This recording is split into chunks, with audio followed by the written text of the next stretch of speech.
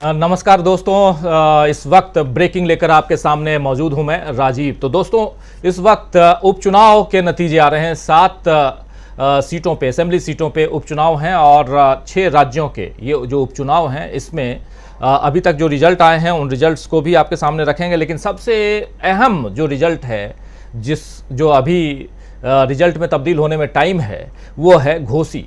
घोसी जो असेंबली है वहाँ का चुनाव बहुत ही महत्वपूर्ण चुनाव है और उस चुनाव को लेकर के क्यों ज़्यादा गहमा गहमी है, क्यों इस पर चर्चा ज़्यादा छिड़ी हुई है, ये सब आपको हम बताएंगे। और साथ साथ कुछ अभी तक के जो नतीजे हैं वो उसमें आपको बता दूं कि 6 राज्य जो हैं उसमें झारखंड में चुनाव हो रहा है। झारखंड का डुमरी है और वहाँ आजसू जो है, अखिल झारखंड स्टूडेंट यूनियन जो है वो लीड करते हुए अभी दिखाई दे रही है ये पार्टी। और फिर उधर केरल है और केरल का पुथुपल्ली, यहाँ पर कांग्रेस लीड करते हुए दिखाई दे रही है।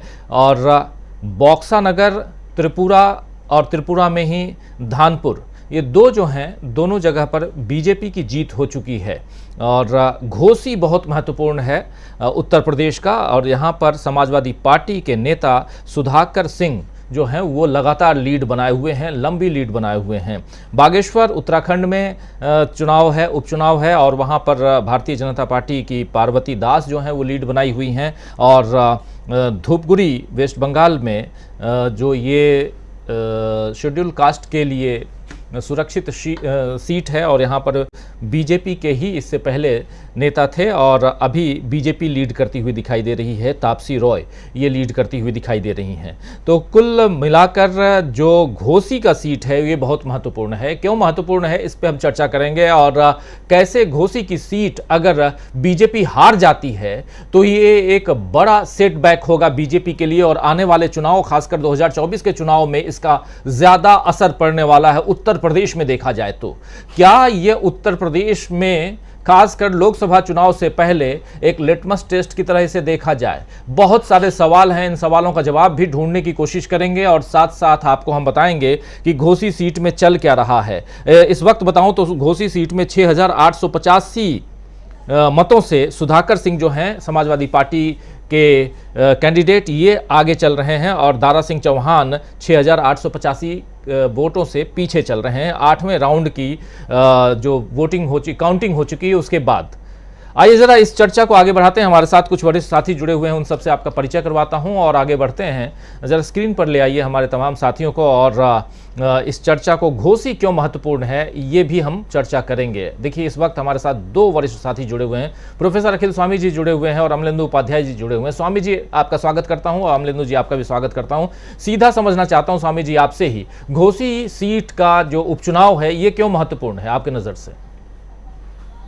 देखिए राजीव जी, जो बीजेपी की तरफ से हमेशा ये कहा जाता है कि जो सीटें कम होंगी महाराष्ट्र में, बिहार में, मध्य प्रदेश में, उसकी भरपाई उत्तर प्रदेश में कर लेंगे, क्योंकि बाकी राज्यों की स्थिति तो करीब करीब क्लियर है। जैसे हरियाणा है, पिछली बार 10 की 10 सीट जीते थे। उत्तराखंड है, हिमाचल प्रदेश है, कर्नाटका है, जहां बीजेपी को बहुत ज़्यादा सफलता मिली थी। तो ये बात पक्की है कि हर प्रदेश में करीब करीब बीजेपी की सीटें कम होनी। जब ये प्रश्न उठता है कि 50 सीटें कम होने पे मोदी जी सत्ता से बाहर हो जाएंगे, तो वो हमेशा ये कहते हैं कि 20-25 सीट तो हम यूपी से कवर कर लेंगे, इसलिए यूपी सबसे ज़्यादा महत्वपूर्ण है। दूसरी बात यह है कि ओम प्रकाश राजभर जिस प्रकार से विद्रोह करके सपा से, और जिस प्रकार से उन्होंने साथ दिया बीजेपी के कैंडिडेट का, और सारे 7-8 दिन वहाँ लगातार उन्होंने अपना कैंप लगाए रखा, और जो चौहान साहब थे जो पहले सपा के विधायक थे, रिजाइन करके बीजेपी में गए, तो एक प्रकार से ये प्रेस्टीज का एक मामला था और एक टेस्ट केस था कि अगर उत्तर प्रदेश में अखिलेश यादव इतनी अच्छी फाइट देते हैं और घोसी जैसी सीट पे वो बीजेपी को हराते हैं, तो इसका मतलब ये है कि टर्निंग पॉइंट होगा। तो क्योंकि उत्तर प्रदेश एक लिटमस टेस्ट है, क्योंकि केरला में स्पष्ट है कांग्रेस जीत रही है, सीपीएम नंबर 2 पे है। टीएमसी में जो स्थिति है, कभी टीएमसी आगे होती है वेस्ट बंगाल में, कभी बीजेपी आगे होती है, वही बागेश्वर की स्थिति है। और दूसरी चीज़, एक और चीज़ है राजीव जी जो मैंने देखा है कि सत्ता पक्ष जो है हमेशा उन एरियाज का बैलेट पहले काउंट कराता है जहां पे उसको लीड मिलने की संभावना होती है।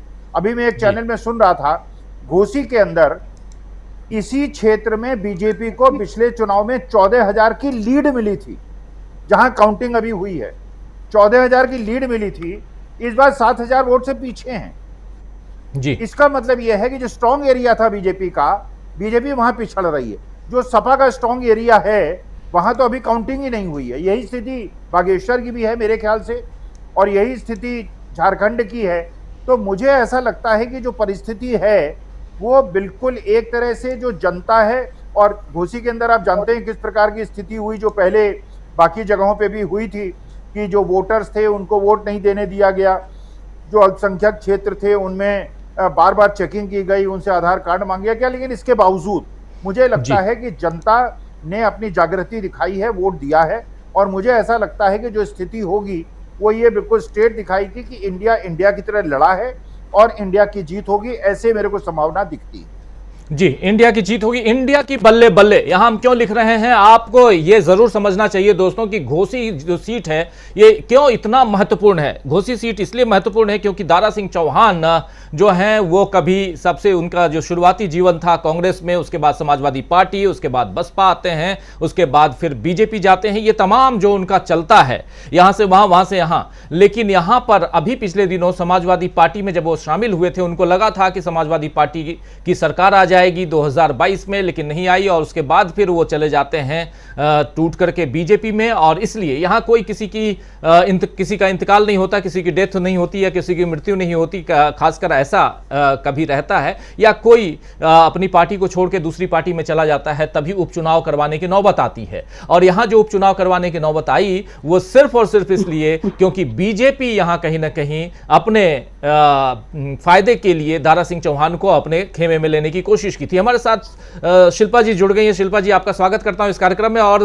आपसे जरा समझना चाहता हूं कि घोसी, सबसे पहले तो अभी से ही बधाई स्वीकार कीजिए कि आप लोग काफी लीड पे हैं, 7,000 वोटों से आगे हैं आप लोग, और ये 8वीं राउंड की काउंटिंग चल रही है। लेकिन शिल्पा जी, घोसी क्यों इतना इंपॉर्टेंट है आने वाले समय के लिए, जरा आपसे समझूं। देखिए, जैसा कि अभी सबने कहा कि इंडिया के बल्ले बल्ले, निश्चित रूप से इंडिया के बल्ले बल्ले है ही। और जो मोदी जी दावा करते हैं कि 50 सीट हार जाएंगे तो हम छोड़ देंगे दावा, या लोग कह रहे हैं इस तरीके से कि कमजोर जाएंगे। उत्तर प्रदेश महत्वपूर्ण है लोकसभा के लिए, सभी जानते हैं कि प्रधानमंत्री उत्तर प्रदेश से ही जाते हैं।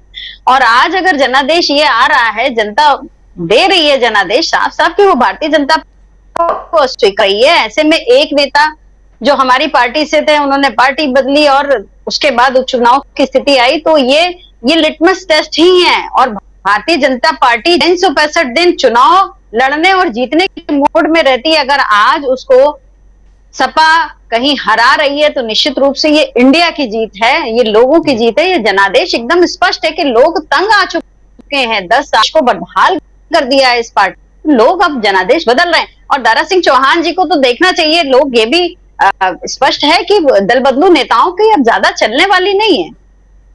जी बिल्कुल, दल बदलू नेताओं की ज्यादा चलने वाली नहीं है। और ये जनता जो है, घोसी की जनता, घोसी के वोटर्स जो हैं वो बता रहे हैं बहुत महत्वपूर्ण है घोसी का ये उपचुनाव। और इसलिए दोस्तों, इस ब्रेकिंग न्यूज में आपको हम बता रहे हैं कि घोसी में क्या कुछ चल रहा है। इसलिए भी ये महत्वपूर्ण है क्योंकि उत्तर प्रदेश की 80 सीटें लोकसभा की, और इन 80 सीटों के लिए ये एक छोटा सा विधानसभा क्यों महत्वपूर्ण है। जरा अमलेंदु उपाध्याय जी आपके पास आऊं, क्यों इतना इंपॉर्टेंट है घोसी, अमलेंदु जी। देखिए राजीव, ये घोसी असल में 2-3 कारणों से बहुत ज़्यादा महत्वपूर्ण है। तो सबसे बड़ी बात यही है कि जो भारतीय जनता पार्टी के मौजूदा प्रत्याशी हैं, जो सपा के विधायक थे, तो समाजवादी पार्टी छोड़कर जो थे वो भारतीय जनता पार्टी में गए। और भारतीय जनता पार्टी ने ही ये टेस्ट बैलून छोड़ा था। मुझे लगता है कि लोकसभा चुनाव से पहले समाजवादी पार्टी को एक जो इस तरीके से झटका दिया जाए और ये बताया जाए कि हम समाजवादी पार्टी को तोड़ रहे हैं और 2024 का लोकसभा चुनाव होगा उसमें भी हम उत्तर प्रदेश में इसी तरीके से काम करेंगे। तो ये जो भारतीय जनता पार्टी का टेस्ट बैलून था, उसकी जो उसमें हाइड्रोजन की जगह जो मीथेन गैस भर दी थी नाले की, वो जो है वो निकल गई है कुल मिलाकर के, आप इसको ये कह सकते हैं। तो ये अपना टेस्ट बैलून उन्होंने खुद जो है वो फोड़ लिया है। तो इसलिए एक तो सबसे ज़्यादा महत्वपूर्ण है।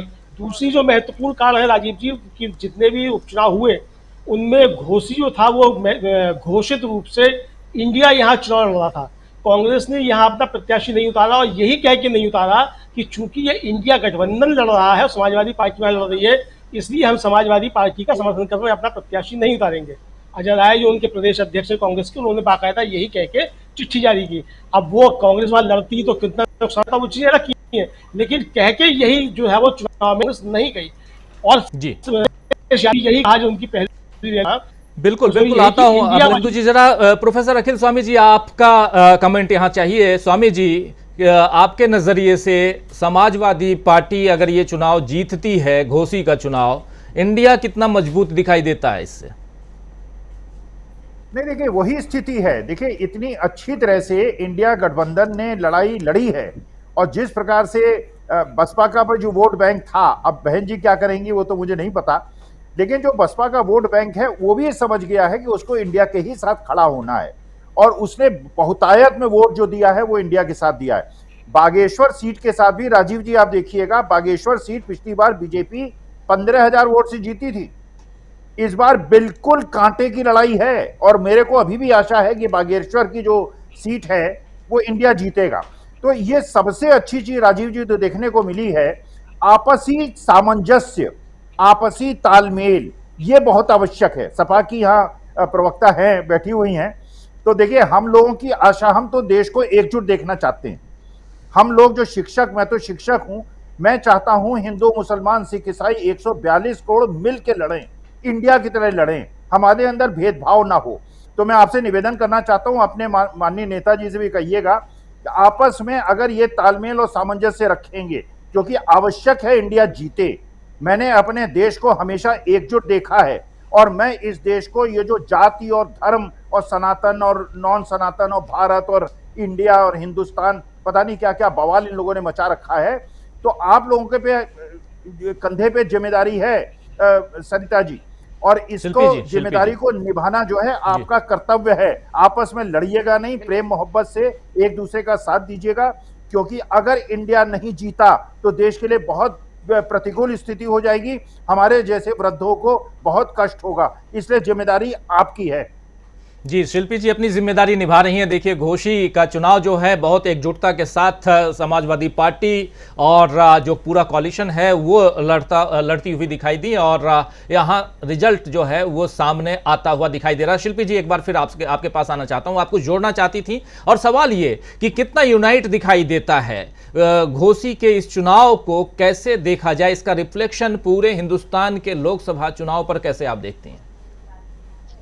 देखिए लोकसभा चुनाव पर इसका बहुत प्रभाव पड़ेगा, अन्यथा आज ये डिस्कशन नहीं हो रहा होता। जो आपने कहा कि बसपा का वोट बैंक भी ये समझ चुका है कि इंडिया के साथ बसपा के वोट बैंक, देखिए मान्यवर काशीराम का पूरे मूवमेंट को जिस तरीके से बसपा ने बाद में धराशाही किया, वहां उसके वोटर बहुत निराश हैं कि जिस तरीके से बहन जी से उनकी उम्मीदें थी कि एक बहुत बड़ा मजबूत नेतृत्व दलितों का, और उनका एक जो पूरा एडमिनिस्ट्रेशन उनके शासनकाल में माना जाता था कि मायावती जी बहुत अच्छी एडमिनिस्ट्रेटर रही हैं, लेकिन वो पूर्व के कुछ सालों में मायावती जी एकदम धूमिल कर दिया है उन्होंने उस चीज को, और लगातार भारतीय जनता पार्टी के अगर वो विरोध में नहीं खड़ी हुई, अगर पक्ष में नहीं खड़ी हुई तो वो विरोध में भी नहीं खड़ी हुई। लोगों में ये हताशा थी। मुझसे लोग बात करते थे, मैं खुद दलित समुदाय से आती हूँ, और लोग मुझसे कहते थे कि हम जाएं तो जाएं कहां, और हम लोगों ने अपने विद इन आवर पार्टी, हमने अपने नेता जी से यही बात करी कि जो मायावती जी का जो वोटर है उसको एक लीडरशिप चाहिए, एक अच्छा उसको एक सहारा चाहिए कि उसके मुद्दे कोई उठाएगा। बहुत सारी चीजें, बहुत सारी डिबेट्स हुई कि इतनी सारी 28 पार्टियां आकर के मिल करके ये इंडिया बना रही हैं, ये क्या चलेगी, जबकि खुद वो 34 पार्टियों के साथ हैं, 38 पार्टियों के साथ है, उनको कोई फर्क नहीं पड़ता। लेकिन लगातार डिबेट्स करी गई कि रायबरेली अमेठी में क्या स्टेटस रहेगा। जिस तरीके से घोसी में ये हमारे विद इन अलायंस ये बातें हैं कि हम कहां पर अपना कैंडिडेट उतारेंगे, जहां हम देखेंगे जिस पार्टी का वोट बैंक मजबूत है हम सब मिलकर उसको एक करेंगे। और जो प्रोफेसर साहब ने कहा, निश्चित रूप से जीतेगा हमेशा इंडिया ही, और इंडिया को ही जीतना चाहिए। हम पार्टी के आधार पर इस देश का नुकसान अब और ज्यादा नहीं कर सकते, बहुत नुकसान हो चुका है, युवा हताश हैं। एक ब्रेकिंग अभी देना चाहता हूं, शिल्पी जी रोकना चाहूंगा। अब 9वें राउंड में सुधाकर सिंह समाजवादी पार्टी के नेता और जिस समाजवादी पार्टी की लीडर हमारे साथ बैठी हुई हैं शिल्पी चौधरी, 9,342 वोटों से आगे चल रहे हैं नौवें राउंड में। 9,342 वोटों से घोसी सीट बहुत महत्वपूर्ण है दोस्तों। और यहां समाजवादी पार्टी के नेता 9वें राउंड में 34 राउंड की कुल काउंटिंग होनी है, जिसमें 9वें राउंड में लगभग कह लें तो 10,000 वोटों से आगे चल रहे हैं। तो एक बड़ी लीड की तरफ बढ़ते हुए, और यह लीड क्या कुछ कहती है, अगर इस चुनाव में और एक बड़ी लीड के साथ अगर समाजवादी पार्टी की जीत होती है तो यहां से इंडिया किस दिशा में, और खासकर उत्तर प्रदेश के लिए जो अभी तक कहा जाता है कि इस किले को भेदना जरूरी है, और इस किले में क्या एक छोटी सी चुभन ही सही लेकिन वो दिखाई दे रही है। एक छोटा सा छेद जो है वो कई बार विस्फोटक बन जाता है। डायनामाइट लगाने के लिए भी छोटे छोटे छेद की जरूरत होती है। शिल्पी चौधरी जी, आपसे समझना चाहता हूं, ये डायनामाइट के लिए है ये घोसी? बिल्कुल बिल्कुल है डायनामाइट के लिए, क्योंकि देखिए हमारे तकरीबन 100 विधायक, 90 प्लस विधायकों को विधानसभा 2022 में मात्र 600, 700, 800, 1000 वोट से इन्होंने हराया, क्योंकि वहां पर जनता नहीं चुनाव लड़ रही थी, वहां शासन और प्रशासन लगा हुआ था, वो लड़ाई लड़ रहा था।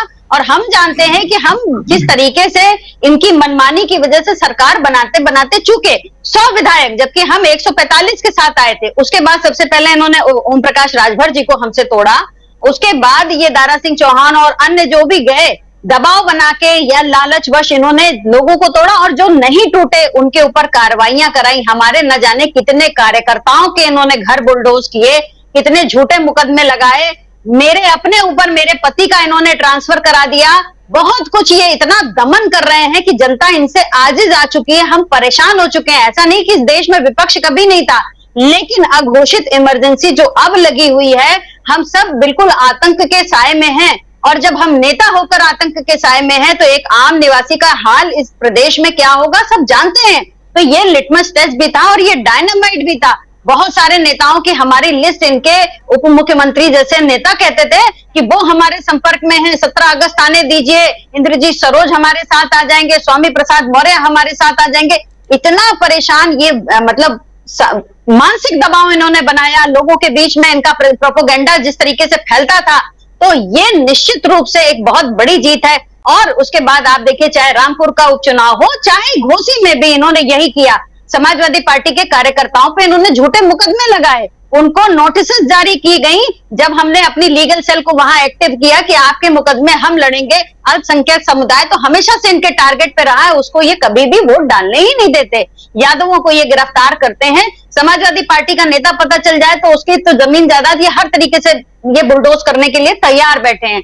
तो जितना इस समय दुरुपयोग हो रहा है सत्ता का, उतना आज से पहले मैंने इमरजेंसी नहीं देखी तो मैं नहीं बता सकती, लेकिन आज मैं ये इमरजेंसी देख रही हूं। तो निश्चित रूप से मैं घोसी की जनता को, उत्तर प्रदेश की जनता को उसकी समझदारी के लिए धन्यवाद करना चाहती हूं। देश को बचाना होगा, इंडिया को मजबूत करना ही होगा। जी, इंडिया को मजबूत करना होगा और इंडिया यहां मजबूती के साथ आगे बढ़ता हुआ दिखाई दे रहा है। और खासकर घोसी चुनाव क्यों महत्वपूर्ण है, क्यों इंपॉर्टेंट है, क्यों इस ब्रेकिंग को हम आपके सामने लेकर आए हैं। उपचुनाव के नतीजे अमूमन सिर्फ बता दिए जाते हैं, लेकिन इस उपचुनाव पर नजरें क्यों टिकी हुई हैं, क्यों बागेश्वर से लेकर के उधर केरल तक और त्रिपुरा से लेकर वेस्ट बंगाल तक जो 6 राज्यों के 7 सीटों पर जो उपचुनाव हो रहे हैं उसमें से घोसी क्यों महत्वपूर्ण है, इस पर हम चर्चा कर रहे हैं। क्योंकि जो 2024 का चुनाव होना है दोस्तों, उस 2024 में 80 सीटों वाले उत्तर प्रदेश का लिटमस टेस्ट इस घोसी से निकल के आता है। यहीं से समझ में आता है कि अगर इसमें इंडिया ने एक छोटी सी सुराख भी कर दी, छेद अगर छोटा छोटा छेद भी हो जाए तो वो बड़ा बन जाता है। डायनामाइट लगा करके उसको पत्थर को, बड़े बड़े पत्थर को तोड़ना बहुत आसान हो जाता है। हमारे साथ जुड़ गए हैं प्रशांत टंडन जी। प्रशांत जी, आपसे भी पहली प्रतिक्रिया जानना चाहता हूं, समझना चाहता हूं। और मजेदार तथ्य यह है कि बाकी जगहों पे, जैसे प्रोफेसर अखिल स्वामी जी कह रहे थे कि बाकी जगहों पे जहां बीजेपी लीड कर रही है, लीड का अंतर बहुत छोटा है, उलट पलट कभी भी हो सकता है। वेस्ट बंगाल में ऑलरेडी टीएमसी अब लीड में है, इससे पहले बीजेपी लीड कर रही थी। त्रिपुरा की दोनों सीटें बीजेपी जीत चुकी है, लेकिन घोसी की सीट जो है वहां लगभग 10,000 मतों से समाजवादी पार्टी के कैंडिडेट आगे चल रहे हैं। प्रशांत टंडन जी, आपकी पहली प्रतिक्रिया। देखिए, समाजवादी पार्टी जो घोसी में आगे चल रही है उसकी हेडलाइंस जो अगर मैं समझूं, एक दारा सिंह चौहान समाजवादी पार्टी से बीजेपी में गए, जीते हुए कैंडिडेट थे समाजवादी पार्टी के टिकट पे, वो बीजेपी में गए और वो पीछे हैं। दोनों ठाकुर हैं, दोनों क्षत्रिय हैं। ये ठाकुरवाद या ठाकुरों के इर्द गिर्द की राजनीति उत्तर प्रदेश में इस वक्त खासकर योगी आदित्यनाथ के आने के बाद उसका एक ध्रुवीकरण हुआ है। अब आप देखिए कि उसमें जनता क्या कर रही। तीसरी बात जो इम्पोर्टेंट है घोसी के चुनाव में जो मुझे दिखाई दे रही है, जो वोट काटने वाले डमी कैंडिडेट खड़े किए जाते हैं उनको जनता ने स्वीकार नहीं किया है, उनको पहचान लिया है।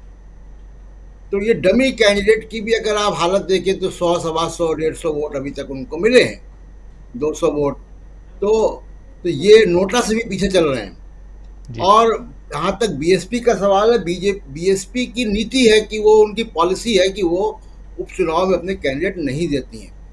योगी आदित्यनाथ व्यक्तिगत रूप से घोसी में गए, उसको अपना प्रतिष्ठा का चिन्ह बनाया घोसी के इलेक्शन को, और उन्होंने वहाँ पे दलित वोट को शिफ्ट करने की भी एक कोशिश की जब उन्होंने गेस्ट हाउस कांड को उभारा मायावती के। तो ये सारे पृष्ठभूमि के बीच घोसी का चुनाव हो रहा है, और वहाँ पे अगर ये चुनाव, ये ट्रेंड, ये बाकी राउंड में बरकरार होते हैं और अगर सुधाकर सिंह वहाँ से जीत के आते हैं तो ये योगी आदित्यनाथ के लिए व्यक्तिगत रूप से ये परेशानी, राजनीतिक उनका जो कद है वो छोटा होगा, क्योंकि 2 वजह, एक घोसी में खुद वो गए थे प्रचार करने, और दूसरा प्रतिष्ठा का चिन्ह बनाया, और तीसरा कि जो क्षत्रिय राजनीति वो कर रहे हैं उसमें भी छेद जो है वो हो जाएगा। तो ये इम्पोर्टेंट जो मैसेज। शिल्पी जी कुछ जोड़ रही है, जरा शिल्पी जी कुछ जोड़ रही है। शिल्पी जी नहीं सर, देखिए जो क्षत्रिय राजनीति की बात प्रशांत टंडन जी कह रहे हैं, मैं सहमत हूँ। क्षत्रिय वर्ग इस समय माननीय योगी आदित्यनाथ जी के चलते बहुत ज्यादा मजबूती पा गया था, और जिस तरीके से कभी कहा जाता था कि जातिवादी राजनीति का ठप्पा अन्य पार्टियों पर लगता था, इस समय भारतीय जनता पार्टी में कुल और कुल वर्चस्व क्षत्रिय राजनीति का है। लेकिन जब यहाँ दोनों कैंडिडेट ठाकुर हैं, दोनों क्षत्रिय हैं, उसके बावजूद इस तरीके का मैंडेट आना ये दिखा रहा है कि फिर अब क्षत्रिय राजनीति का भी सिक्का नहीं चलेगा, गेस्ट हाउस कांड भी आपका नहीं चलेगा, क्योंकि सुश्री मायावती जी ने वो केस अपना वापस लिया जब हम अलायंस में आए 2019 में, तो वो मुद्दा अब खत्म हो गया। भारतीय जनता पार्टी शुरू से इस मुद्दे को तूल देती रही है, ऐसा नहीं है ये कोई पहली बार उन्होंने नहीं किया। लेकिन जब बहन जी ने ही जब ये पूरा मुकदमा वापस ले लिया अलायंस के समय, और आज उनका इस पर कोई भी कथन नहीं आता है इस तरीके का, तो उसमें भारतीय जनता पार्टी अगर कर रही है ये तो उन्हें बैकफायर करेगा। कोई इतना बेवकूफ अब बचा नहीं है, वो देख रहा है कि रोज आपके साथ वही लोग बैठ करके चाय पानी पीते हैं। ओम प्रकाश राजभर जी का चरित्र देखिए, सुबह किसी पार्टी में और शाम में किसी और के साथ चाय पीते हैं। तो जनता ये देखती है कि आज मैंने तुमको वोट तो दिया था दारा सिंह चौहान को समाजवादी पार्टी के लिए, लेकिन दारा सिंह चौहान चुनाव जीते ही अपने नफे के लिए चले गए भारतीय जनता पार्टी में। तो अगर मैंडेट दोहराना उनको पड़ेगा तो मैंडेट स्पष्ट रूप से पार्टियों को मिल रहा है, नहीं तो पार्टी का टिकट लेने के लिए इतनी मारामारी ना हो। क्यों कैंडिडेट पार्टी का टिकट लेना चाहता है? इसीलिए लेना चाहता है, और कौन सी पार्टी, कौन से दल और कौन से मोर्चे को जनता आप समर्थन दे रही, वो आज के मैंडेट से बिल्कुल स्पष्ट है कि जनता इंडिया के साथ है। जी बिल्कुल, जनता इंडिया के साथ है, और घोसी चुनाव महत्वपूर्ण है, बहुत इंपॉर्टेंट है, और ये बार बार हम कह रहे हैं, इसलिए कह रहे हैं क्योंकि ये उत्तर प्रदेश है, और उत्तर प्रदेश ही नहीं बाकी राज्यों में भी जो उपचुनाव हो रहे हैं वहां भी बहुत अच्छी स्थिति नहीं है बीजेपी की, और कांग्रेस और समाजवादी पार्टी और दूसरे तमाम दल, जो 28 दल मिलकर जो इंडिया का गठन हुआ है, ये काफी मजबूती के साथ यहाँ उपचुनाव लड़ता हुआ दिखाई दे रहा है। क्या यहां से इंडिया का एक लिटमस टेस्ट हम देख रहे हैं? क्या यहां से 2024 के लिए एक रास्ता इंडिया के लिए खासकर वो खुलता हुआ दिखाई दे रहा है? जरा एक बार फिर से आना चाहता हूं प्रोफेसर अखिल स्वामी जी आपके पास। यहां से कितनी मजबूती के साथ इंडिया को आप आगे बढ़ते हुए देख रहे हैं प्रोफेसर अखिल स्वामी जी? घोसी का चुनाव बार बार मैं कह रहा हूं, उस पर चर्चा हम लोग कर रहे हैं। देखिए एक छोटा सा उपचुनाव, लेकिन इसकी चर्चा इसलिए क्योंकि यहां स्टेक जो है उस पर न सिर्फ प्रधानमंत्री नरेंद्र मोदी की दांव है साख पे, बल्कि उनके साथ साथ उत्तर प्रदेश के मुख्यमंत्री जो ठाकुरों की राजनीति करते रहे हैं, जिन पर ये आरोप लगता रहा है कि वो ठाकुरों को आगे बढ़ाते रहे अपने कैबिनेट से लेकर के तमाम जो नौकरशाही में भी और तमाम जगहों पे भी, लेकिन कहीं ना कहीं यहाँ पर उनकी जो है वो पस्त होते हुए दिखाई दे रहे हैं, उनकी राजनीति कहीं ना कहीं पस्त होती हुई दिखाई दे रही है। और अगर यहाँ ये राजनीति पस्त होती है तो बहुत कुछ जो है वो रास्ते, दूसरे रास्ते खुलते हुए दिखाई देंगे। आपको क्या लगता है? देखिए राजीव जी, ये सवाल ठाकुर ब्राह्मणों का, बनियों का, दलितों का और बैकवर्ड और मुसलमान हिंदुओं का नहीं है, ये प्रश्न है जनता का। अब जनता वही जयप्रकाश नारायण के जमाने का नारा अब हो गया है कि सिंहासन खाली करो कि जनता आती है। अब ये जातिवाद और क्षेत्रवाद और धार्मिक बंटवारे की तरफ हम न सोचें। सवाल है देश की अस्मिता का, देश के बचने का, देश की हमें जो भविष्य देखना है। और एक राजीव जी संकेत और मिल रहा है, आप इसे नोट कर लीजिए। ये संकेत मिल रहा है कि भारतीय जनता पार्टी ने जिस तरह से कांग्रेस के लोगों को अपनी पार्टी में घुसाया है और महाराष्ट्र के अंदर एनसीपी और शिवसेना के लोगों को घुसाया है, और जिस प्रकार से जितने भ्रष्ट लोग हैं उनको बीजेपी ज्वाइन कराई है, अगले चुनाव में उनको पता चलेगा कि जब उनके बीजेपी के जमीनी कार्यकर्ता को सीट नहीं मिलेगी और टिकट नहीं मिलेगा, और वहां पे पुराने कांग्रेसी जो 40 गुलाम नबी आजाद जैसे लोग उस कमेटी में हैं जो कि वन नेशन वन इलेक्शन की बात कर रहे हैं, जो कुछ नहीं है, कोठियां हैं उनके पास, ना राज्यसभा सदस्य है, ना लोकसभा सदस्य है, ना एक्स गवर्नर है। सतपाल मलिक तो किराए का मकान ढूंढ रहे हैं और गुलाम नबी आजाद दो कोठियों में रह रहे हैं, इसलिए कि उनपे वरद हस्त है बीजेपी का। देखिए, अब यह प्रश्न है कि जो बीजेपी के जमीनी कार्यकर्ताओं को नेग्लेक्ट करके, और ये मैंने सुना घोसी के अंदर बीजेपी के कार्यकर्ताओं ने कहा किसी को टिकट मिल गया होता दारा सिंह चौहान के अलावा हम जिता देते, दारा सिंह चौहान को नहीं जीतने देंगे। और अभी आप देखिएगा 50-60 हजार वोट से कम की लीड नहीं होगी, और बागेश्वर में भी कांग्रेस जीतेगी और वेस्ट बंगाल में भी टीएमसी जीतेगी। आप लिख के रख लीजिए, शुरू में ये लोग अपना चुनाव आयोग बेचारा मजबूर है, उसके भी कुछ अपने उत्तरदायित्व हैं, उनकी भी पोस्टिंग और उनके भी ट्रांसफर और एक्सटेंशन और चीफ इलेक्शन कमिश्नर बनने की बातें हैं, उनकी मजबूरी है, उनकी मजबूरी को प्रणाम करता हूं, लेकिन जीतेगा इंडिया ही। और इंडिया, और मेरे को बड़ा अच्छा लगा जो सपा की बैठी हैं बिटिया, ये इस यंग एज में, देखिए आप लोग, हम लोग जो है ये देश का बैटन आपके हाथ में देके जा रहे हैं। इस देश को जिस शान से हमने जिया है और 69 साल हमने इस देश को एकजुट रखा है, अब आपकी जिम्मेदारी है इस देश को एकजुट रखने की और धर्म और जाति के आधार पर इस देश को टूटने नहीं देना है। जी, शिल्पी जी कुछ कह रही थी। जी, मैं तो सच में इतनी खुश हूं, मैं आपको बता नहीं सकती। मुझे इस देश में मुझे किसी त्योहार की इतनी खुशी नहीं होती जितनी मुझे 15 अगस्त और 26 जनवरी की होती है। अंदर से वो खुशी आती है। और आज अगर इंडिया आगे जा रहा है तो मुझे खुशी हो रही है। ये नहीं कि मेरी पार्टी आगे जा रही है, अगर ये कांग्रेस भी जीत रही होती, उसका कैंडिडेट होता, तो भी मैं इतनी खुश होती, क्योंकि इस देश को बांटने वाले लोग आज मतलब हर तरह की यूनिफॉर्म सिविल कोड लेके आएंगे, वन वोट वन नेशन और वन इलेक्शन, पता नहीं क्या क्या ये कर रहे हैं। और ये कहते हैं कि इंडिया नाम क्यों है, मैं कहती हूँ सेंट्रल विस्टा नाम क्यों है। भारत को इंडिया हमने कह दिया, आपको ऐतराज है, हमको तो सेंट्रल विस्टा का।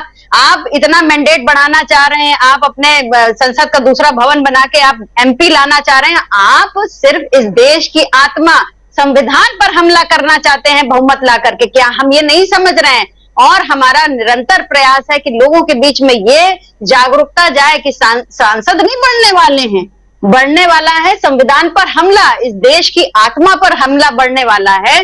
और निरंतर ये इंडिया ये प्रयास कर रहा है, समाजवादी पार्टी संविधान बचाओ जागरूकता जो अपनी पदयात्रा कर रही है, पिछले 1.5 साल से हम कर रहे हैं, हम रुके नहीं हैं। और मुझे नहीं लगता कि कोई अन्य पार्टी भी रुकी होगी। बार बार ये बात उठा दी जाती है कि कौन आपके यहाँ से प्रधानमंत्री का चेहरा होगा। हमारे नेता कहते हैं कि नहीं, प्रधानमंत्री मेरा मुद्दा प्रधानमंत्री बनना नहीं है, बहुत सारे वरिष्ठ हैं वो बने, मेरा मुद्दा है इस देश को, इस लोकतंत्र को, इस संविधान को बचाना।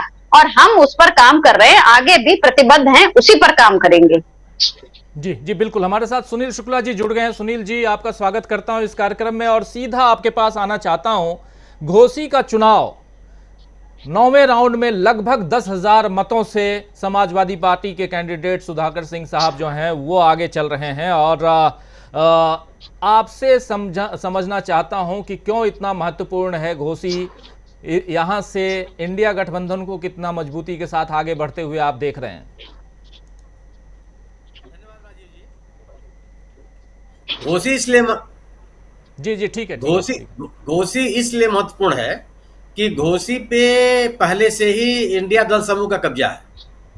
2022 का चुनाव समाजवादी पार्टी ने वहां से जीता था और वह पूरा का पूरा इलाका माने पूर्वी उत्तर प्रदेश, वो पूर्वी उत्तर प्रदेश पे समाजवादी पार्टी का कब्जा है। आजमगढ़ में एक भी सीट किसी के पास नहीं है, समाजवादी पार्टी के पास है।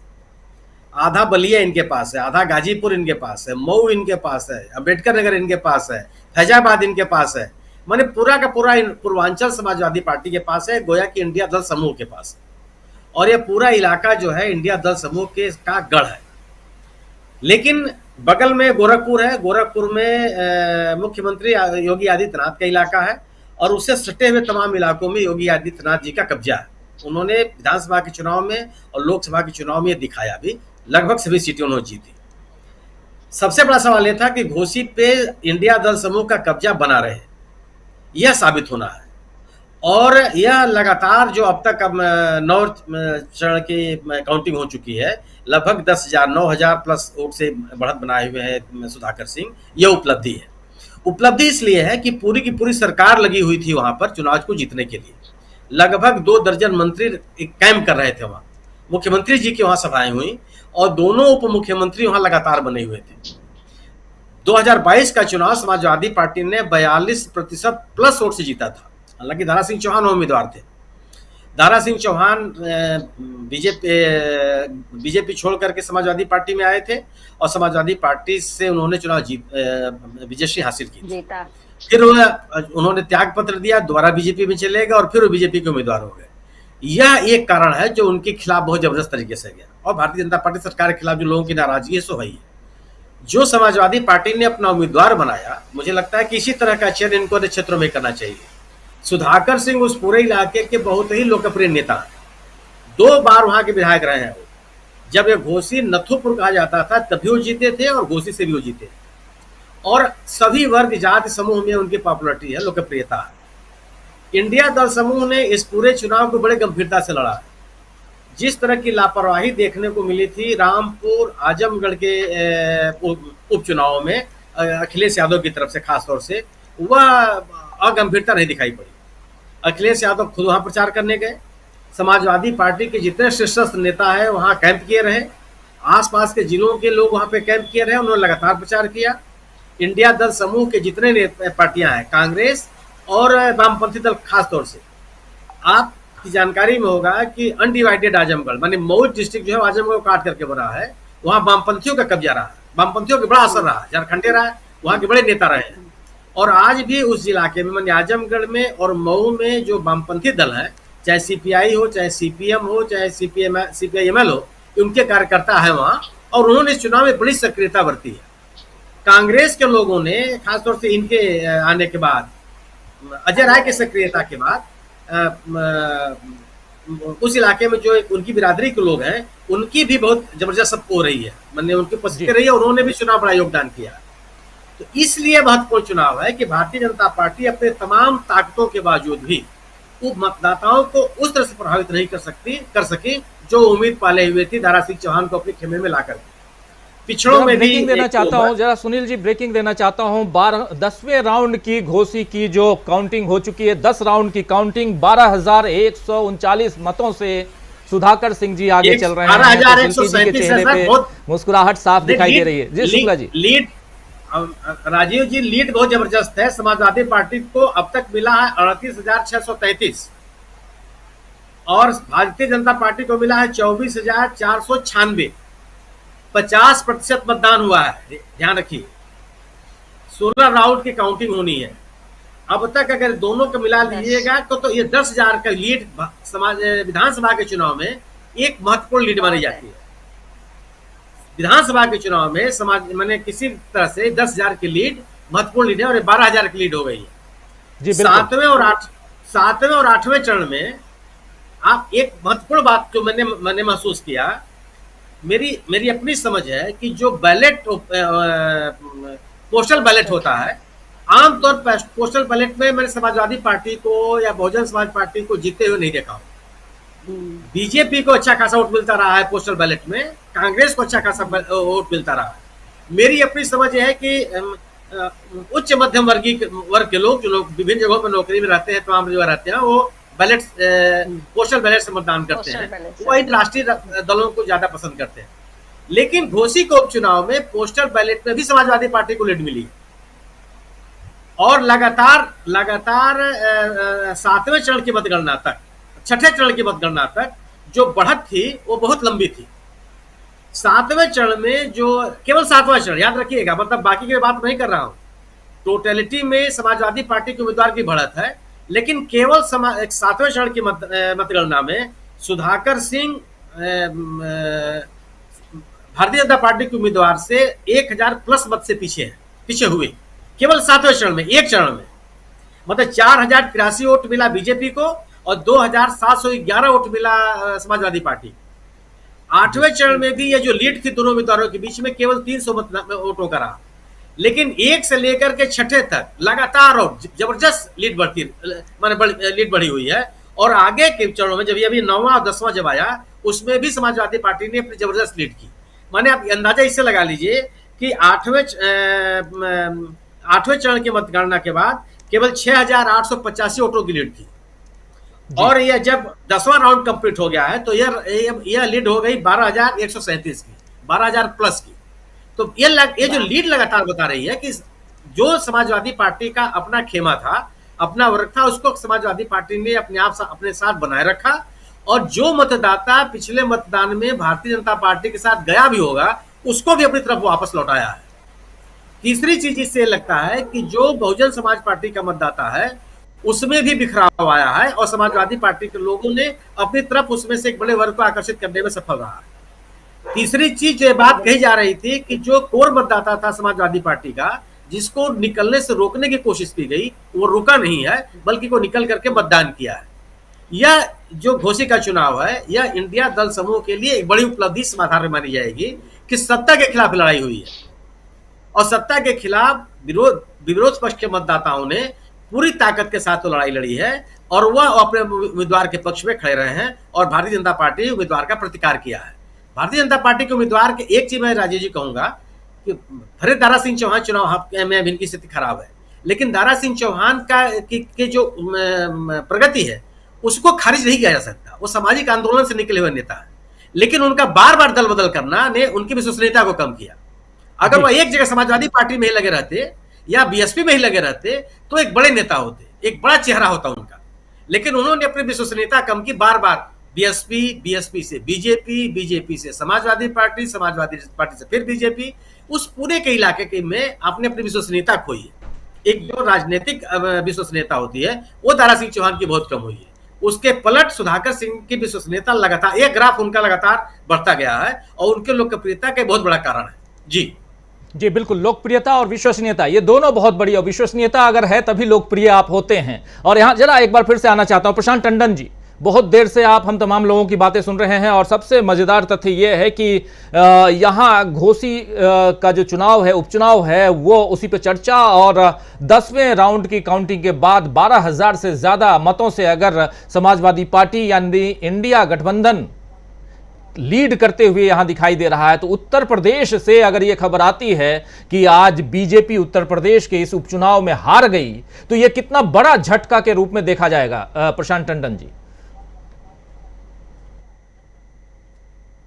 अनम्यूट कर लीजिए। निश्चित तौर पे राजीव जी, अगर योगी आदित्यनाथ की नाक के नीचे से समाजवादी पार्टी ये सीट निकाल के लाती है, जिस तरीके का उनका सिस्टम है, बुलडोजर, ठोक दो, 80-20, ये जो शैली है, पूरी राजनीतिक शैली है, और जिस तरीके से उसको प्रतिष्ठा का चिन्ह बना लिया, खुद योगी आदित्यनाथ वहाँ प्रचार करने गए, और जो मैं पहले चर्चा कर चुका हूँ कि जो ठाकुर राजनीति का नया ध्रुवीकरण वहाँ उत्तर प्रदेश में हो रहा है, उसमें अगर सेंध लगती है तो ये योगी आदित्यनाथ के लिए व्यक्तिगत रूप से एक बड़ा सेटबैक होगा, और बीजेपी के लिए तो होगा ही खैर, और इंडिया गठबंधन को एक होप नज़र आएगी इस चुनाव के बाद से कि उत्तर प्रदेश को वो दोबारा ड्राइंग बोर्ड पर जाएं सारी सीट बाय सीट एनालिसिस करें। एक बहुत खास बात है जो सुनील जी कह रहे थे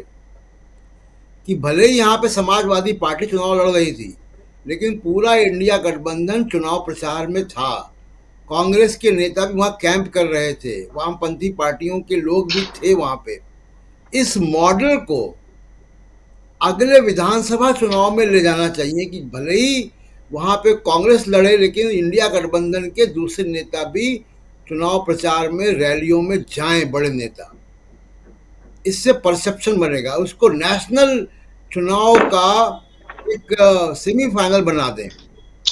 तो ये जो घोसी का चुनाव था वो वैसे ही हो गया था कि वो उत्तर प्रदेश के पूरे चुनाव के जैसा हो गया था। जैसे मान लीजिए कि एक समय में इलाहाबाद में सुनील जी यहाँ बैठे, विश्वनाथ प्रताप सिंह का चुनाव हुआ था। विश्वनाथ प्रताप सिंह के उस बाई इलेक्शन में चुनाव जीतने के बाद से ही राजीव गांधी की उल्टी गिनती चालू हो गई थी। तो ये एक प्रतिष्ठा का चिन्ह जो है उसको बनाकर बीजेपी ने पता नहीं कितनी समझदारी की है, लेकिन उनको नुकसान तो होगा। और दूसरा कि जो जनता का मैसेज है वो बड़ा क्लियर है कि वोट काटने वाले नेता और दल बदलू नेता, इनके खिलाफ आपने देखा होगा कि 17 में भी ऐसे ही मैंडेट हुआ था शरद पवार के पक्ष में, एनसीपी के पक्ष में, कि जब उन्हीं की पार्टी का नेता वो पार्टी छोड़कर वहां से खड़ा हुआ था, सरकार ने भारी मतों से उसको हराया था। पवार की वो बारिश वाली रैली हम लोगों को याद है। तो ये, और घोसी तो जाना जाता है कल्पनाथ राय के नाम से, कांग्रेस के बड़े नेता और अपने बयानों के लिए हमेशा जाने जाते थे। बिल्कुल। तो घोसी एक संकेत दे रहा है पूर्वी उत्तर प्रदेश का। और पूर्वी उत्तर प्रदेश में राजीव जी जो सुनील जी कह रहे थे कि सपा ने बड़ी बढ़त बनाई थी विधानसभा इलेक्शंस में भी, उसमें एक बात और रेखांकित करने वाली बात है कि अधिकांश जिले पूर्वी उत्तर प्रदेश के बहुत गरीब जिले हैं। वहाँ के बहुत सारे लोग आश्रित हैं सरकार के अनाज पे, खासकर कोरोना के बाद। उनके घरों में वो नमक और आटे के पैकेट योगी और मोदी के फोटो के साथ गए थे, बावजूद उसके उन्होंने वोट नहीं दिया। तो ये कहना कि गरीब आदमी को खरीदा जा सकता है, ये बिल्कुल गलत थ्योरी है। और इस तरीके के विश्लेषण जो टीवी चैनलों पर आते हैं कि ये जो फ्री बीज है, जो फ्री का राशन है, इससे वोटों को खरीदा जा सकता है, इस पे पूर्वी उत्तर प्रदेश ने तो कम से कम एक संकेत दे दिया था और अभी भी दिया है कि उनके वोटों को आप इस तरीके से लुभाकर खरीद नहीं सकते हो। तो ये बड़ा संकेत उत्तर प्रदेश से आ रहा है, जिसका असर राष्ट्रीय राजनीति में पड़ेगा। जी, स्वामी जी आपके पास आना चाहता हूं, कैसे संकेत, किस रूप में इसको सुनील शुक्ला जी कुछ जोड़ रहे हैं, पहले फिर स्वामी जी। जी सुनील शुक्ला जी। राजीव जी, अब तक जितना मतों की गणना हो चुकी है, 16% से अधिक मत पाया है, अंतर है मतों का। भारतीय जनता पार्टी और समाजवादी पार्टी के उम्मीदवार के बीच में 16% का मतों का अंतर है। माने समाजवादी पार्टी के उम्मीदवार को अब तक जो मतगणना हुई है उसमें समाजवादी पार्टी के उम्मीदवार को मिला है 40% प्लस, और लगभग 56% वोट मिला हुआ है समाजवादी पार्टी को, और बीजेपी को 40% प्लस। ये अंतर बताता है आपको कि क्या स्थिति है। हालांकि समाजवादी पार्टी पिछला चुनाव भी 42% वोट पाकर के चुनाव जीती है, लेकिन इस चुनाव में और पिछले चुनाव में फर्क केवल यह है कि वह सामान्य निर्वाचन था, एक राजनीतिक स्थिति थी, यह सरकार के खिलाफ चुनाव है। और मैं राज्य शास्त्र का विद्यार्थी रहा हूं, उपचुनाव में आमतौर पे मतदाताओं का रुझान सत्तारूढ़ दल के साथ होता है। बिल्कुल, उनको लगता है कि अगर सत्तारूढ़ दल का उम्मीदवार जीतेगा तो हमारा भला हो जाएगा, व्यक्तिगत भला हो जाएगा, क्षेत्र का भला हो जाएगा, कुछ काम हो सकते हैं। इस मान्य परंपरा के खिलाफ अगर यह मतदान है, तो जो प्रशांत जी कह रहे हैं कि मुख्यमंत्री जी का जो पूरा का पूरा दबाव था उस इलाके में, और जिस इलाके की जिस तरीके से उनकी बढ़त थी, उसके ऊपर यह असर है, उसका प्रतिकार है ये कि एक पूरी की पूरी सरकार के खिलाफ लोग खड़े हैं। और 16% का अंतर मतों, 16% मतों का अंतर सामान्य अंतर नहीं है, ये मैं कहना चाहता था। बहुत बड़ा अंतर है, बहुत बड़ा अंतर। आना चाहता हूं स्वामी जी आपके पास, इस डिफरेंस को कैसे देखते हैं आप, तब जबकि योगी आदित्यनाथ की बुलडोजर वाली सरकार है वहां पे? देखिए राजी जी, पूर्व वक्ताओं से मेरा मत थोड़ा सा भिन्न है। यहां प्रश्न दारा सिंह चौहान का और सुधाकर सिंह का नहीं है। यह चुनाव है 1977 1984 जैसा। जो भी इंडिया के साथ नहीं खड़ा होगा आंधी में बह जाएगा। मेरी बात को नोट करिए। ये सपा और बीजेपी की लड़ाई नहीं है, ये कांग्रेस बीजेपी की लड़ाई नहीं है, ये लड़ाई है जनता की और बीजेपी की। और जो भी इंडिया गठबंधन का विरोध करेगा, कोई भी बड़े से बड़ा नेता हो, बड़े से बड़ा चौधरी हो, और जाके सोचे कि अपना 20-25 हजार वोट काट लेंगे, जमानत जब्त हो जाएगी।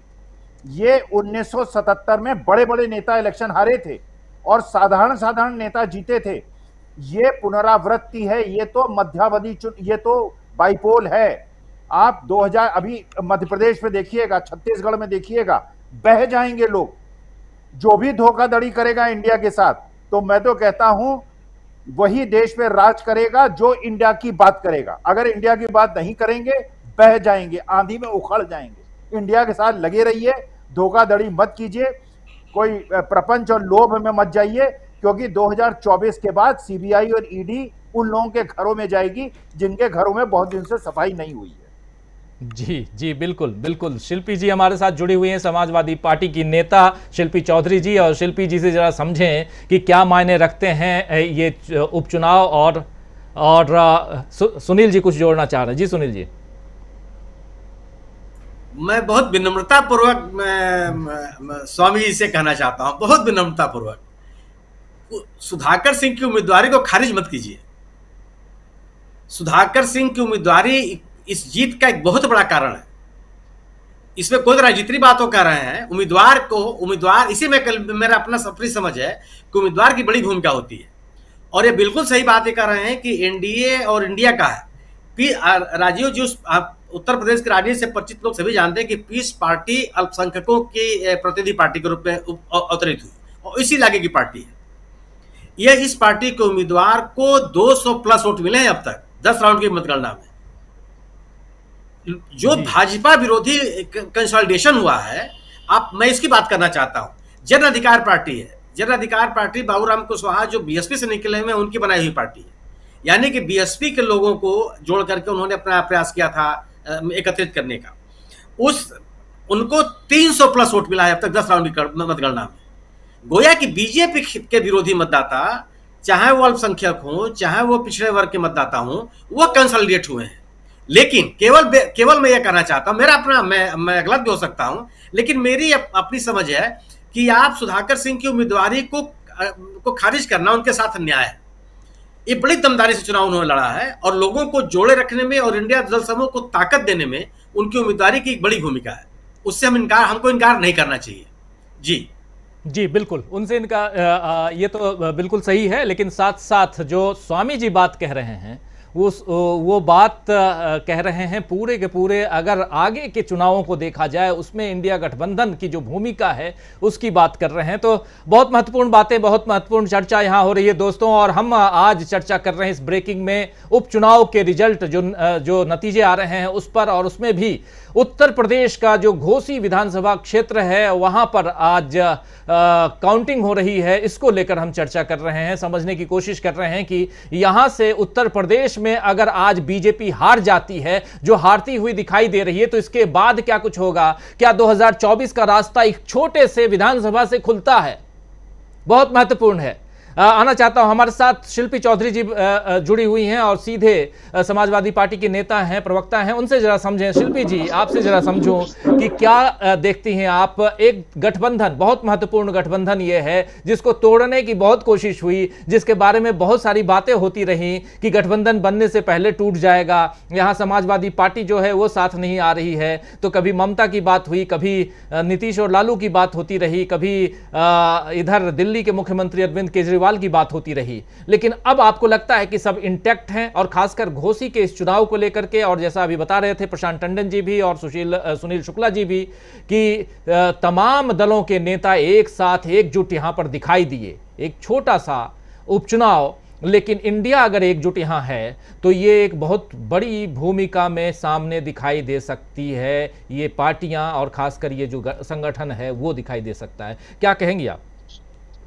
देखिए बहुत सारी बातें हैं, आपने बहुत सारे लोगों के प्रश्न मेरे ऊपर एकदम दाग दिए हैं, लेकिन फिर भी मैं कहूंगी कि हम इस गठबंधन पर काम कर रहे थे, लंबे समय से काम कर रहे थे, और ये हालांकि ऑफ द स्क्रीन ये बात कहनी चाहिए, लेकिन फिर भी बहुत पुराने वरिष्ठ समाजवादी चिंतक नेता लोग हैं जो हमारे साथ हैं, जो लगातार इस पूरे इंडिया गठबंधन के साथ हैं, इसको शक्ति दे रहे हैं, इसको ऊर्जा दे रहे हैं। नाम अभी कोट करना ठीक नहीं रहेगा, लेकिन उन सबकी आखिरी उम्मीद यही थी कि अगर ये गठबंधन नहीं फलीभूत हुआ तो हमें बहुत बड़ी कीमत चुकानी पड़ेगी। और अब उसके बाद हम आ जाते हैं कि देखिए अब गठबंधन तो सक्सेसफुल हो रहा है, सब लोग देख रहे हैं, किसी ने कुछ भी कहा, लगातार समाजवादी पार्टी पर एक दबाव बनाया जाता था कि ये जातिवादी पार्टी है, ये एमवाई फैक्टर की पार्टी है। आप देखिए कि समाजवादी पार्टी में जनेश्वर मिश्र जी थे, दिवाकर सिंह, भगवती सिंह जी थे, आप अरविंद सिंह गोप हैं, तेज नारायण पांडे हैं, हर धर्म जाति के नेता इस पार्टी में रहे हैं, लेकिन हमेशा इसको एक चीज हाईलाइट की गई कि एमवाई फैक्टर की पार्टी है। आज भारतीय जनता पार्टी अपनी जातिगत मोर्चों की बात नहीं करती, वो कितने हर जाति से वो कितने मतलब इतनी जातियां तो मैंने जो सुनी नहीं, वो जातियां आके खड़ी हो गई। उसी जातियों का आप देखिए सुभाष सपा का जो उदय हुआ वो जातिगत राजनीति का एक परिणाम था। और घोसी में जनता ने ओम प्रकाश राजभर जी को नकारा, उनकी मीटिंग्स में उन्होंने कहा हमें आपकी बात नहीं सुननी है। तो जो जातिगत दुष्परिणाम थे जातिगत राजनीति के, लोगों ने वो भी देखा। देखिए जाति की बात हम अपने मूल अधिकारों को लेने के लिए कर रहे हैं तब तो ठीक है, लेकिन राजनीतिकरण जब होता है तो वो उसका विध्वंसकारी ही नतीजा होता है। ओम प्रकाश राजभर जी मजबूत हुए, उन्होंने हमारी मदद से अपने विधायक जिताए और उसके बाद तोड़ करके वो भारतीय जनता पार्टी में चले गए। बहुत अच्छा रहा कि घोसी में जनता ने खुलेआम उनको नकारा, बहुत सारे वीडियोस वायरल हुए। कोई भी सांसद या विधायक जब जीतता है तो उस क्षेत्र की जनता से जीता, कलमुलेटिव जो वोटिंग होती है उससे जीता, ना वो किसी एक जाति के उनका रिप्रेजेंटेटिव होता है, ना ये किसी एक जाति के वोट से जीतता है। ये लोगों को समझना होगा और लोगों ने ये समझा है। फ्रीबीज की बात आई जो प्रशांत टंडन जी ने कहा था, तो देखिए फ्रीबीज लोगों को कोरोना के बाद आर्थिक स्थिति अच्छी नहीं थी, आज भी इकोनॉमी की स्थिति बहुत खराब है, लेकिन लोग बहुत सारे लोगों ने कहा, मिडिल क्लास भी कहता था और नीचे वाला जो गांव का जो वोटर है वो कहता था कि ये तो हमको भिखारी बना रहे हैं, ये हमको खाना देकर क्या कर रहे हैं, ये हमारे लड़कों के लिए कोई रोजगार नहीं दे रहे हैं, लड़कों की शादियां नहीं हो रही हैं, बिटिया पढ़ नहीं पा रही है, हमारे पास पैसा नहीं है। तो फ्रीबीज को लेकर भी लोगों का जो एक भ्रम है वो खत्म हुआ। उनको मिडिल क्लास यहाँ पर इसलिए परेशान था, वो कहता था कि हम पर टैक्सेशन बढ़ाते जा रहे हैं और हमारे टैक्स से ये फ्री का राशन बांट रहे हैं 84 करोड़ लोगों को। खुद प्रधानमंत्री जी ने इसको स्वीकार किया। तो फ्रीबीज का भी भ्रम लोगों का टूटा, जाति का भी भ्रम टूटा, दल बदलू नेताओं का भी भ्रम टूटा। अब जनता आपको चुनती है और राजनीतिक पार्टी का एक सिंबल बहुत महत्वपूर्ण होता है, अन्यथा लोग पार्टी में आने के लिए उसका सिंबल लेने के लिए परेशान नहीं होते। आज जिसने सपा के नेता को वोट दिया वो नेता कल को उन सबको धता बताते हुए भारतीय जनता पार्टी के साथ जब जाकर खड़ा होता है तो जनता में उसका भी गुस्सा है। ये सब कुछ दिख रहा है। और ये घोसी का चुनाव, उपचुनाव छोटा नहीं होगा। उपचुनाव जैसा कि अभी सबने बताया कि देखिए अभी बहुत लंबा समय है, 27 में आएगी अगली विधानसभा, 3.5 साल है हमारे साथ। जनता चाहती तो अभी यही कहती कि भारतीय जनता पार्टी के ही कैंडिडेट को जिता देना, ठीक है, हमारे क्षेत्र का कैसे विकास होगा, लोग हमारी नहीं सुनेंगे। लेकिन जनता में सरकार के प्रति आक्रोश है, जनता नाराज है और उसने बिल्कुल सच बात है कि जनता ने खुलेआम सरकार से लोहा लिया है। जी। सांसद आपकी मेनका गांधी जी ने लखीमपुर में खुलेआम अपनी जनसभा में कहा था कि आप किसको वोट देंगे वो रिपोर्ट कार्ड मेरे पास आ जाएगा और चुनाव बाद में आपको देखूंगी। ये धमकियां दे रहे हैं इनके लोग। और ये छोटा चुनाव इसलिए भी नहीं है कि भारतीय जनता पार्टी जो 365 दिन चुनाव लड़ने और जीतने में लगी रहती है वो एक छोटे छोटे चुनाव को भी छोटा नहीं मानती है। तो जनता को, पार्टियों को ये समझना होगा कि कोई भी चुनाव छोटा नहीं होता, कहीं की भी जनता नगण्य नहीं होती, हमें उसको उतना ही महत्व देना होगा। और इंडिया का जो ये गठबंधन है, इससे पहले देखिए मैनपुरी चुनाव में भी समाजवादी पार्टी ने जो अकेले लड़ा था उसको भी हमने बहुत मजबूती से लड़ा और वहां पर भी रिकॉर्ड मतों से माननीय डिंपल जी की जीत हुई। तो कोई भी चुनाव छोटा नहीं होता। जनता इनसे नाराज है, ये स्पष्ट आ चुका है, सामने है। ये जो लड़ाई थी, ये बिल्कुल जनता और सरकार की लड़ाई थी। लेकिन ब्रेकिंग हाँ, ये जो मोर्चा है, आपके लिए दे देता हूं, 11 राउंड की 13,000 काउंटिंग में 15,732 मतों अरे से वाह, आगे चल रहे हैं सुधाकर सिंह साहब। Thank you. 15,732। सुनील शुक्ला जी जुड़ गए। सुनील जी, अरे सर, ब्रेकिंग इसमें यह है कि बागेश्वर में कांग्रेस लीड करने लगी। देखिए अभी प्रोफेसर अखिल स्वामी जी यही कह रहे थे कि ये जानिए जी, और यह लीड इसलिए महत्वपूर्ण है, कांग्रेस के लीड इसलिए महत्वपूर्ण है कि बीजेपी कैंडिडेट लगातार बढ़त बढ़ाए हुए थे, वहां पर लगातार बढ़ाए हुए थे। कांग्रेस कैंडिडेट ने उस लीड को खत्म किया और अब बढ़त बढ़ाई है। और बागेश्वर में कांग्रेस के लीड, अगर ये परिवर्तन इसलिए महत्वपूर्ण होता है कि आप ये जानिए कि 2002 तक ही केवल कांग्रेस जीती, उसके बाद लगातार बीजेपी जीत रही है। 2000 उसके बाद 7 का इलेक्शन, 12 का इलेक्शन, 17 का इलेक्शन, 22 का इलेक्शन, सब बीजेपी जीती है। और वही कैंडिडेट हैं चंदन दास जी, जो यहां से जीत दर्ज करते रहे हैं। शायद इस बार बदले हैं वो, लेकिन बीजेपी जीत 2002 के बाद के चुनाव 7 से छीन लिया था कांग्रेस को। और इस चुनाव में अभी लगातार बागेश्वर में कांग्रेस की लीड बनी हुई थी, अल्मोड़ा के कंस्टिट्यूंसी में, अरे बीजेपी की। और अभी जाकर के लगभग 200, 195 प्लस 195 या 200 के आसपास से लीड हुई है। तो ब्रेकिंग ये है, सबसे बड़ी ब्रेकिंग ये है। वहां घोषित तो शिल्पी जी एकदम प्रसन्न मुद्रा में है। जी, शिल्पी जी को प्रसन्न मुद्रा में होना भी चाहिए, बिल्कुल। और छोटी मोटी लीड नहीं है, आप ही बता रहे थे। और ये भी अगर विधानसभा चुनाव में, उपचुनाव में, और वो भी सत्तारूढ़ दल अगर इतनी लीड के साथ जीते तो चलिए मान्य होता है कि हाँ उनकी सरकार है, लेकिन विपक्षी दल अगर जीते तो ये बहुत बड़ी बात है। प्रशांत टंडन जी कुछ जोड़ना चाह रहे थे। मैं यही कह रहा था कि अब 11वें राउंड के बाद अगर 15,000 से ऊपर की लीड है, लगभग 16,000 की लीड है लगभग, तो 16,000 की लीड घोसी पर और 43,832 वोट उनको मिले हैं, और बीजेपी के दारा सिंह चौहान को 28,100 वोट मिले हैं। ये लीड अब विधानसभा के चुनाव के हिसाब से ये इरिवर्सिबल है। अब ये उल्टा नहीं हो सकता, इसमें मार्जिन कम ज़्यादा हो सकता है। तो हम बहुत सेफली अभी कह सकते हैं कि बीजेपी घोसी से चुनाव हारने की तरफ बढ़ रही है, और ये इरिवर्सिबल नहीं हो सकता। अब ये लीड इतनी बड़ी लीड है कि जिसको वापस नहीं किया जा सकता है, जब तक कि कोई बहुत चमत्कारिक कोई ऐसा ना हो कि सारी आगे आने वाली मशीनें में बीजेपी के ही वोट मिले। ऐसा तो संभव नहीं होता है। तो इसलिए हम कह सकते हैं कि अब ये घोसी का चुनाव परिणाम में अब केवल संख्या का फर्क होगा, लीड के मार्जिन का। जो चुनाव का नतीजा है वो हमारे सामने है कि वहाँ पे समाजवादी पार्टी के कैंडिडेट सुधाकर सिंह वहाँ से जीत कर आएंगे। और अब इसके बाद जो राजनीति होगी वो राजनीति एक नई दिशा में उत्तर प्रदेश में एंटर करेगी।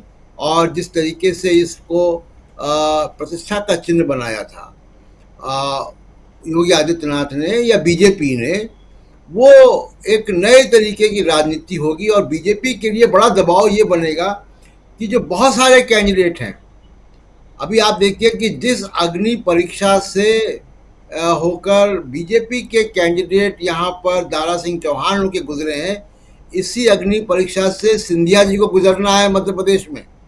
बिल्कुल। तो अगर ये ट्रेंड यहाँ रहता है, जो कि आमतौर पर दिख रहा है मतदाताओं के बीच में, कि वो दल बदलू को डिस्करेज करते हैं, उनको पसंद नहीं करते हैं, तो ये देश की राजनीति में एक अच्छा, एक सकारात्मक पहलू जुड़ने जा रहा है। जी, एक सकारात्मक पहलू जुड़ने जा रहा है। स्वामी जी कुछ जोड़ना चाह रहे थे। जी स्वामी जी। हाँ राजीव जी, मैं ये कह रहा था, सर सुनील जी को मैं लगता है अपनी बात ठीक से समझा नहीं पाया। सुधाकर सिंह जी के संघर्षशील इतिहास, उन्होंने जितनी लाठियां खाई हैं, जितना संघर्ष किया है, मैं उनकी महत्ता को कम नहीं कर रहा था। मैं ये कह रहा था कि इस समय आंधी है। अगर शिल्पी भी इलेक्शन लड़ गई होती, लीड 18,000 हो गई है। एक सेकेंड, लीड 18,000 हो गई है। अगर शिल्पी चौधरी भी इलेक्शन लड़ती, और मैं सुनील जी से कहना चाहता हूं, इलाहाबाद से अगर इंडिया में आपको विधानसभा का टिकट मिल जाए तो आप भी 50,000 वोट से जीत जाएंगे, चाहे आपका कोई। ये इस समय आंधी है सुनील जी। ये आप 1984-77 को भूलिए मत। जनता जो है ना तैयार बैठी है। जिस दिन मतदान केंद्र में जाने का मौका मिला, आप ये और जो इंडिया को साथ धोखा करेगा, मैं फिर कह रहा हूं, चाहे कांग्रेस के नेता करें, चाहे सपा के नेता करें, चाहे आरएलडी के नेता करें, जो धोखाधड़ी करेगा बिल्कुल बहा देगी जनता उसको। जी सुनील जी, ये तीन दल तो बिल्कुल नहीं करेंगे सर, ये तीन दल बिल्कुल नहीं करेंगे, निश्चिंत रहिए। मैं स्वामी सर की बात से सहमत हूं कि एकदम आधी है। 11 राउंड तक जितनी मतगणना हो चुकी है, जितने मतों को गिना जा चुका है, उसमें 58% प्लस 58+ % वोट मिला है समाजवादी पार्टी उम्मीदवार को और 37+ मिला है बीजेपी उम्मीदवार को। 37 और 58, ये अंदाजा कर लीजिए कि कितने का अंतर हुआ। 21% का मतों का अंतर हो गया। यह स्थिति बताती है कि वर्चुअली आंधी की स्थिति है और आपके पूरी ताकत के बावजूद। मैं बार बार कहता था, आपके साथ ही मैंने राजीव जी कहा था कि यहाँ खतौली दोहराया जाएगा जी। लोग मेरी बात पे यकीन नहीं कर रहे थे। मैं कहता था कि यहाँ खतौली दोहराया जाएगा, तमाम कोशिश कर रहे होंगे, क्योंकि पूरी स्थितियां जिस सामाजिक समीकरण को भारतीय जनता पार्टी ने अपने राजनीति से छिन्न भिन्न करने की कोशिश की थी, वह तमाम सामाजिक समीकरण फिर से सामने आने लगे। और अगर आप मेरा मानना यह है कि अगर राजनीतिक दल जो गैर भाजपा राजनीति करते हैं वह सड़क पर निकल के राजनीति करेंगे, तो भाजपा गैर भाजपा मतदाता सड़क पर निकलेगा। रामपुर में और आजमगढ़ में केवल यह इसलिए राजनीति नहीं दोहराई जा सकी कि जो गैर भाजपा राजनीति करने वाले लोग हैं, खासतौर से समाजवादी पार्टी, इसने वह सक्रियता नहीं दिखाई आजमगढ़ में और रामपुर में जो इससे उम्मीद की जाती थी। और जब इस सड़क पर उतरे हैं, ये सड़क पर उतरे यहाँ घोसी में, आपके सामने है आरएलडी और ये पूरा का गठबंधन सड़क पर उतरा खतौली में, आपको रिजल्ट सामने निकला। यह पूरा का पूरा गठबंधन सड़क पर उतरा मैनपुरी में, आपके सामने रिजल्ट है। लोगों में हलचल है, लोग संतुष्ट हैं, लोग कहना चाहते हैं। केवल यह है कि राजनीतिक दल सामने आवे। और जो स्वामी सर कह रहे हैं, बिल्कुल ये आंधी लोग बना दे रहे हैं।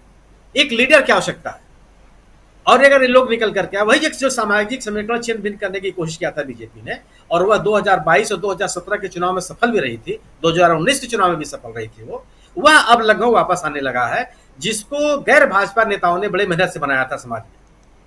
जी जरा सुनील जी, एक चीज आपसे समझना चाहता हूं। मेरे अपने एक दर्शक हैं, उनका कहना है कि दारा सिंह चौहान क्षत्रिय नहीं है। जरा मैं उस चीज को समझूं आपसे। लोनिया राजपूत के नाम से वो लिखे